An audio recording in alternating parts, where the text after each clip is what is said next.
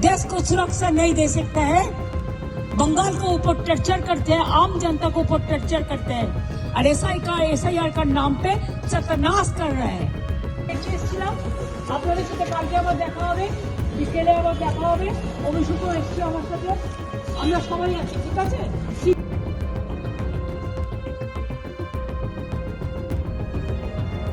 आज इतनी दूर से रिपोर्ट करवा रहे हैं क्योंकि ममता बनर्जी यहाँ पहुँचने वाली है।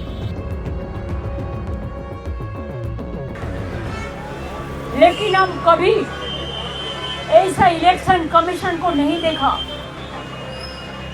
जिन्होंने इतना एरोगेंट है, ग्रेट लायर है, शेड्यूल ट्राइब नहीं है, माइनॉरिटी नहीं है। अगर आपको करना चाहिए तो 2002 से आप क्यों नहीं किया?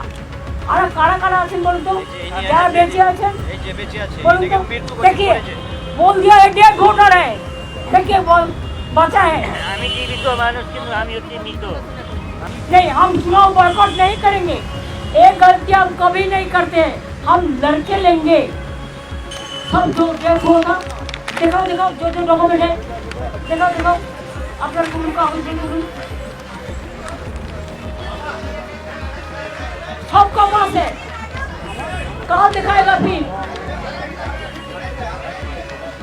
नमस्कार, आदाब, आपके साथ मैं स्मिता शर्मा हूँ। आप देख रहे हैं मेरा YouTube station Smita Sharma journalist. और इस जगह जहाँ पर हम हैं दिल्ली में, यहाँ मौसम सर्द है लेकिन बेहद गहमा गहमी है। मेरे ठीक पीछे वो जो लाल इमारत आप देख रहे हैं वो चुनाव आयोग है। जा रहे हैं सर, जा रहे हैं, उधर ही जा रहे हैं, बस थोड़ा सा। कितनी फोर्सेस देखिए डिप्लॉय की गई हैं यहाँ पर। चुनाव आयोग के सामने से हम लोग रिपोर्ट करते हैं। आज इतनी दूर से रिपोर्ट करवा रहे हैं क्योंकि ममता बनर्जी यहाँ पहुँचने वाली है, पश्चिम बंगाल की मुख्यमंत्री। तो रैपिड एक्शन फोर्सेस, पुलिस वाले सड़क पर आने तक नहीं दे रहे हैं। चाह रहे हैं कि हम बिल्कुल बैरिकेड के पीछे, यहाँ से उतने आगे जाकर चुनाव आयोग है जिसके हम अंदर जाकर रिपोर्ट करते हैं, मेन गेट पर खड़े होते हैं जब राजनीति के आते हैं तो। लेकिन ये देखिए मीडिया का ये जो पूरा विजुअल पीछे कर दिया गया है। ममता बनर्जी कॉन्फ्रंटेशन मोड पर है केंद्र की सरकार के साथ। पिछले दिनों हमने देखा था कि जब ईडी की रेड हो रही थी उस एजेंसी पर जो तृणमूल कांग्रेस की सोशल मीडिया को हैंडल करती है, प्रतीक जैन पर, आईपैक के जो चीफ हैं, तो ममता बनर्जी वहाँ घुसकर ईडी के हाथों से कुछ फाइल, कंप्यूटर लेकर आ गई थी और उन्होंने कहा था कि ये बाकायदा पश्चिम बंगाल चुनावों के पहले इंटिमिडेशन की कोशिश है, उनकी रणनीति को चुराने की कोशिश है केंद्र सरकार की तरफ से। पार्टी की संवेदनशील डॉक्यूमेंट्स पर नजर बनाए रख रही है क्योंकि ईडी ने कहा कि ये दरअसल एक कोल स्कैम से जुड़ा हुआ पुराना मामला है और कोर्ट के आदेश पर हम लोग ये कार्रवाई कर रहे हैं। आज फिलहाल ममता बनर्जी आ रही हैं एसआईआर के मसले को उठाने के लिए। वो एक और भिड़ंत का मसला है। एसआईआर को लेकर पश्चिम बंगाल में जिस तरीके से लोगों को बहुत परेशानियों का सामना करना पड़ रहा है, लोगों के नाम काटे जा रहे हैं लिस्ट से।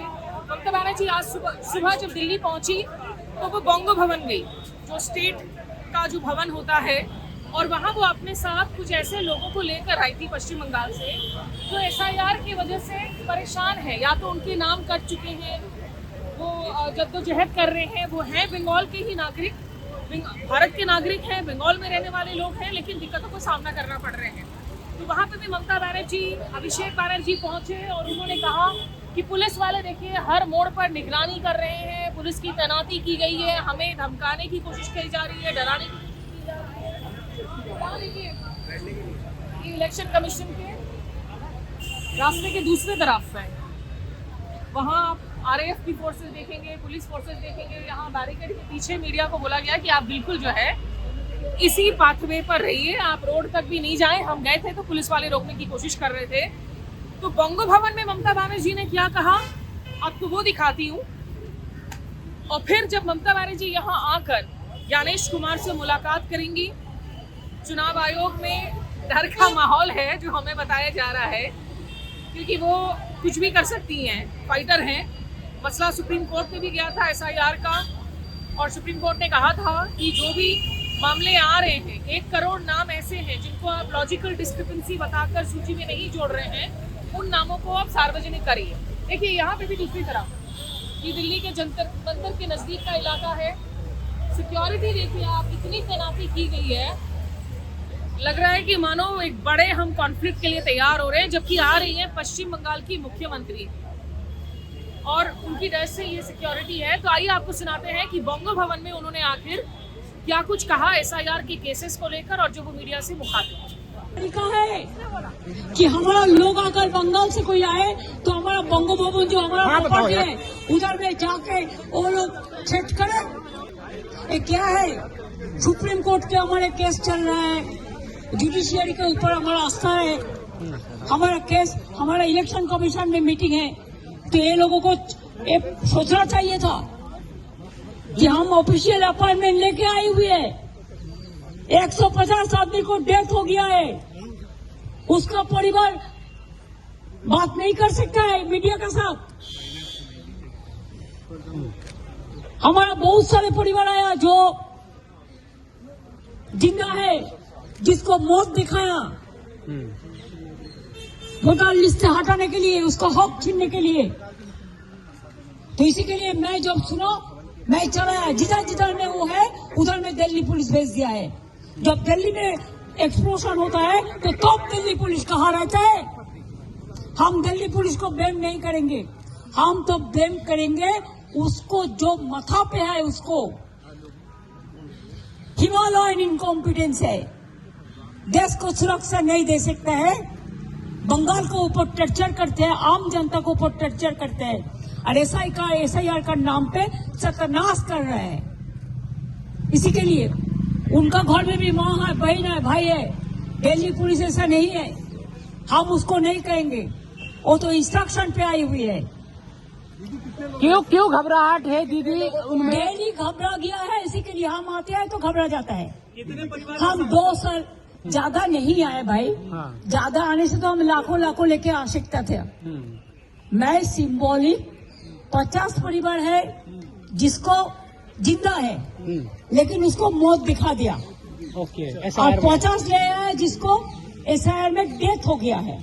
दीदी चुनाव आयोग में भी लेके जाएंगे आप इनको? चुनाव आयोग में से सब नहीं जाएगा, कल प्रेस को मीट करेगा, कल प्रेस को मीडिया है, मीडिया का साथ वो लोग मीट करेंगे, उसको दिखाने के लिए हम ले आया कि आप देखो। अब तो दिल्ली का प्रेस तो गोदी मीडिया है, आप लोग तो सच बात नहीं कहते हैं, जाने दो।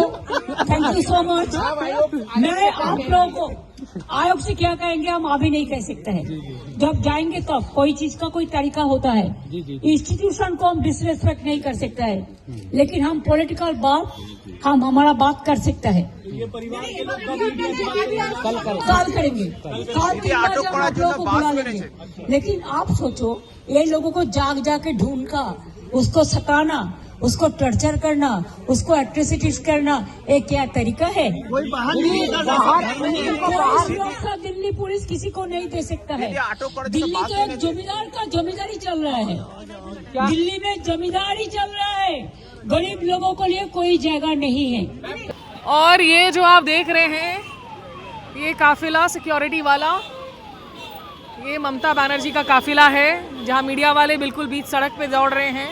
देखिए दिल्ली पुलिस, वो पुलिस के जो जवान हैं वो गाड़ी से लटकते हुए, मीडिया का भीड़ उन्हें फॉलो करता हुआ। और यहाँ बाकायदा पुलिस के साथ हम देख रहे हैं कि आंसू गैस के एम्यूनिशन वगैरह लेकर जो है पुलिस वाले यहाँ पर तैनात हैं। अब इतनी किस बात का डर समझना मुश्किल है। महुआ मोइत्रा भी नजर आई थी, वो भी अंदर गई थी, उनका काफिला। ऐसा लग रहा है कि मानो कोई युद्ध की स्थिति है। देखिए ये है दिल्ली के महादेव रोड में चुनाव आयोग के बाहर का नज़ारा, और मीडिया को अब यहाँ तक रोक दिया जा रहा है, इससे आगे नहीं जाने दिया जा रहा है। पुलिस वाले अब कह रहे हैं कि अब आप पीछे रहें। तमाम लोग जो बात करने की कोशिश कर रहे थे, आंसू गैस के गोले वगैरह लेकर घूम रही दिल्ली पुलिस। ऐसा लग रहा है कि अगर ममता बनर्जी ने आकर सड़क पर प्रदर्शन कर दिया तो उनको रोकना पड़ेगा, तो इसलिए विमेन कांस्टेबल्स भी हैं। तो आप बने रहिए इस ब्लॉग में, और डिटेल्स लेकर आती हूँ मैं। सार्थक जो है कुछ और नज़ारे आपको दिखा रहा है लगातार।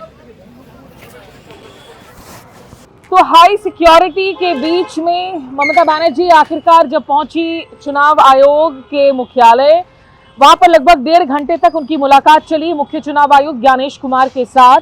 वो अकेली नहीं थी, उनके साथ अभिषेक बैनर्जी भी थे और वो परिवार वाले भी थे जिनसे उन्होंने पहले मुलाकात की थी बंग भवन में, जिनका कहना है कि एसआईआर की प्रक्रिया की वजह से इन लोगों के अपनों की जान गई है, या तो फिर वो लोग हैं जो जिंदा हैं लेकिन एसआईआर की तरफ से जो लिस्ट आ रहे हैं उसमें उनको मृतक घोषित कर दिया गया है।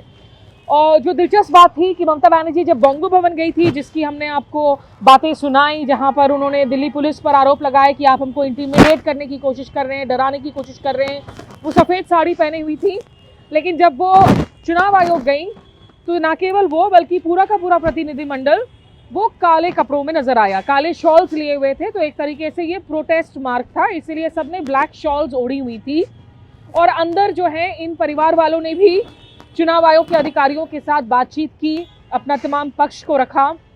बाहर जब ममता बनर्जी निकली लगभग 90 मिनट के एक मुलाकात के बाद, तो काफ़ी गुस्से में ही थी। मीडिया से मुखातिब हुई चुनाव आयोग के सामने और वहाँ उन लोगों को कहा उन्होंने कि देखिए, या तो ये मुसलमान हैं या तो एससी हैं जिनके नाम काटे जा रहे हैं लिस्ट से, या तो वो लोग हैं। एक तरीके से हाजिरी लगवाई उन्होंने, अटेंडेंस लगवाई कि देखो आपका नाम नहीं है, आपको कहा गया कि आप मर गए हो लेकिन आप जिंदा हो। इस तरह के मामले याद हो कि बिहार चुनाव में भी नजर आ रहे थे, हरियाणा चुनाव के भी जो है इस तरह के किस्से सामने आ रहे थे। राहुल गांधी ने इस बाबत प्रेस कॉन्फ्रेंसेस की थी, हाइड्रोजन बॉम्ब की बातें की थी। तो चुनावों में वोटर मैनिपुलेशन, डिलीशन कैसे किया जा रहा है चुनावी प्रक्रिया में एसआईआर के जरिए, इस पर तमाम आक्षेप लगाए। ममता बनर्जी ने ये भी कहा कि असम में जहां बीजेपी की सरकार है वहां आप एसआईआर नहीं करवा रहे हैं, पूर्वोत्तर राज्यों में आप नहीं करवा रहे हैं, आप उन राज्यों में एसआईआर करवा रहे हैं जहां आपको पता है कि विपक्ष मजबूत है और विपक्षी दल या तो वहां सत्ता में है या उनके जीतने की चांसेस हैं। और जाते जाते वो ये कह गई कि चुनाव आयोग दरअसल बीजेपी का एजेंट है, उनका दलाल है, उनका ब्रोकर है। तो ऐसे ये जो शब्द हैं ये हम इस्तेमाल नहीं कर रहे हैं, ये ममता बनर्जी ने इसका इस्तेमाल किया। बहरहाल उनकी इस विजिट की वजह से जो तमाम अभी संसद भी चल रहा है, यहाँ आप रास्ते की हालत देख पा रहे हैं, लगातार जो है यहाँ ट्रैफिक की स्थिति बनी हुई है। ममता बनर्जी ने क्या कुछ कहा चुनाव आयोग से निकलकर, वो आप सुनिए। हम आपको छोड़ जाते हैं सहयोगी सार्थक टंडन के साथ। मैं स्मिता शर्मा, शुक्रिया। हम 4 टर्म से मिनिस्टर थे, 7 टर्म से एमपी थे, लेकिन हम कभी ऐसा इलेक्शन कमीशन को नहीं देखा जिन्होंने इतना एरोगेंट है, ग्रेट लायर है। हम उनको कहा था कि आपको कुर्सी को हम रेस्पेक्ट करते हैं, because no chair is permanent for anybody. One day you have to go, but don't create this precedent. And only why Bengal is being targeted? लोकतंत्र में इलेक्शन होता है, डेमोक्रेसी का फेस्टिवल।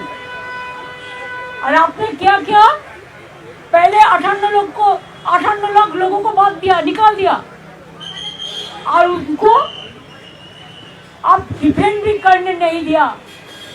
एआई का नाम पे सीमा खाना कौन है? कोई इलेक्शन कमीशन का कोई नहीं है, बीजेपी का आईटी सेल का है। इधर में बैठ के हमने कहा एक मर्डर अगर मर्डर भी करते, उसको अगर लॉयर नहीं मिलता तो जुडिशियरी का अगर कहते कि I want to defend myself, तब भी अलाउड होता है। और अब 58 लाख को पहले निकाल दिया और सीमा खान्ना ने एआई में बैठ के, अब पूछा नहीं वो लोग कौन था, क्या हुआ। देखिए, हम ममता बनर्जी है, हम बंगाल में हमारा जो तरीका है, और राज्यों में थोड़ा तरीका होता है, और राज्यों का एक परंपरा होता है। हमारा बंगाल में क्या होता है टाइटल में, चाहे हम ममता बनर्जी है वो हम इंग्लिश में लिखता है, लेकिन बंगाल में होता है ममता बंदोपाध्याय, चटर्जी में होता है चट्टोपाध्याय। ऐसा करके जितना भी नाम उसका दिमाग में नहीं आया वो पूरा काट दिया। मुस्लिम दुजन কিন্তু হিন্দু কজন, যারা হিন্দু মুসলমান করে। শিডিউল কাস্টটা মানুষ না, শিডিউল কাস্ট क्या जनता नहीं है? सीरियल टाइप नहीं है, माइनॉरिटी नहीं है। अगर आपको करना चाहिए तो 2002 से आप क्यों नहीं किया?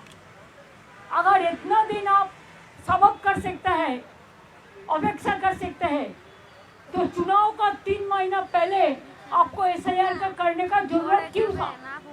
दूसरी बात यह है, अगर आपको SIR करना है तो आप 4 इलेक्शन बाउंड स्टेट को छोड़ देता, बाद में ऐसा ऐसा प्लानिंग करके करता, लेकिन आपने वो नहीं किया।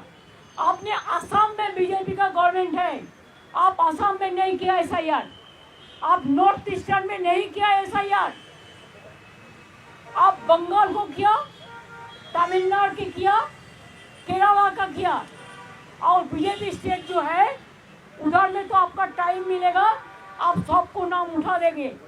और हमारा इधर में क्या किया, 58 लाख को पहले निकाल दिया।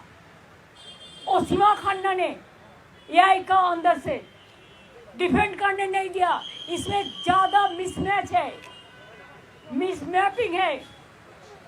क्या 2002 में अगर हमारा पिताजी का नाम आप उसको कुंडोले ले आने वाले जन्म का हम नहीं ले आ सकता है, तो अब इंस्टीट्यूशन डिलीवरी बहुत कम था, नहीं था।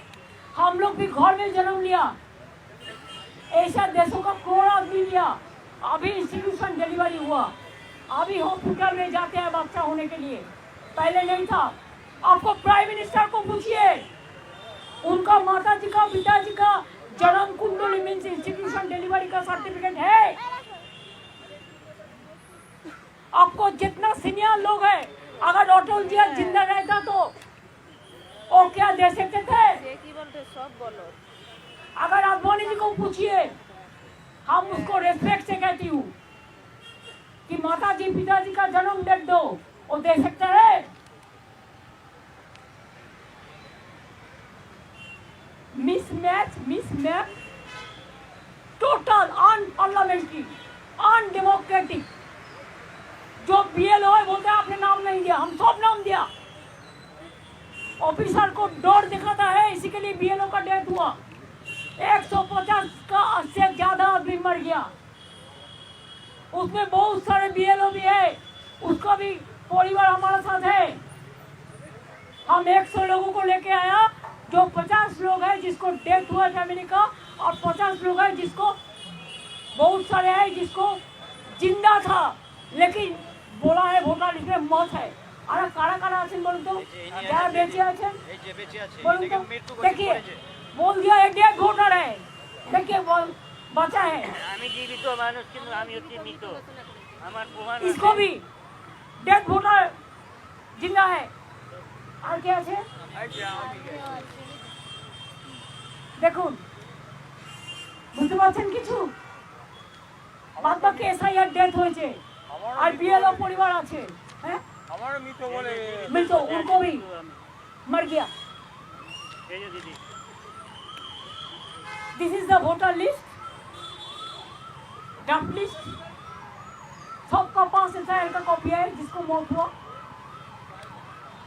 हमने बोला, उनने उनका बात करते हैं, उन्होंने कहते हैं उन्होंने जो किया है ठीक किया है। सब जो डेथ हुआ था, दिखाओ जो डॉक्यूमेंट है, दिखाओ अपना कागज देखो।